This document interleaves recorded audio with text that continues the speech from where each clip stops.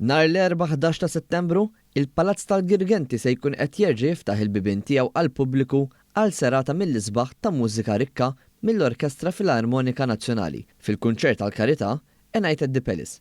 F'konferenza għall-aħbarijiet, mart il-Prim Ministru Dr. Lidja Bela spjegat kif għal darb'oħra permezz ta' dan l-avveniment li hu bl-aħlas se jkunu qed jinġabru fondi b'risq is-santwarji tal-annimali.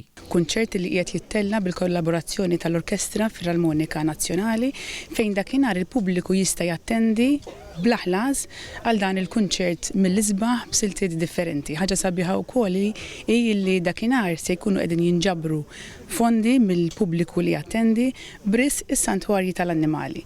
Nafu kemm is-santwarji jagħmlu xogħol dedikat b'tant imħabba u għalhekk dakinhar se nkunu qegħdin niġbru fondi għas-santwarji ta' dan il-pajjiż. Il-kap eżekuttiv tal-Orkestra Filarmonika ta' Malta, Vanessa Manġon, saħqet li se jkunu minn tal-ewwel li jgħinu f'avvenimenti filantropiċi bħal dawn u kif għas-serata ta' 11 ta' Settembru tħejja programm mużikali vast. L-orkestra dejjem kienet minn ta' quddiem biex tgħin f'dawn l-avvenimenti filantropiċi. Fosthom dan United the Palace, laqas jilħqu jistidnuna li mill-ewwel naċċettaw. Plus ikonna avvenimenti oħrajn bħal l-orkestra pereżempju hemm kunċerti filantropiċi li jorganizzaw għaqdiet oħrajn li ma nistgħux ngħidu le ġifieri dak ulan. Il-biljetti għal kunċert United the Palace jistgħu jinġabru mill-Berġa ta' Kastilja nhar il-ħamis u l-ġimgħa li ġejjin bejn id-9 ta' filgħodu u nofsinhar.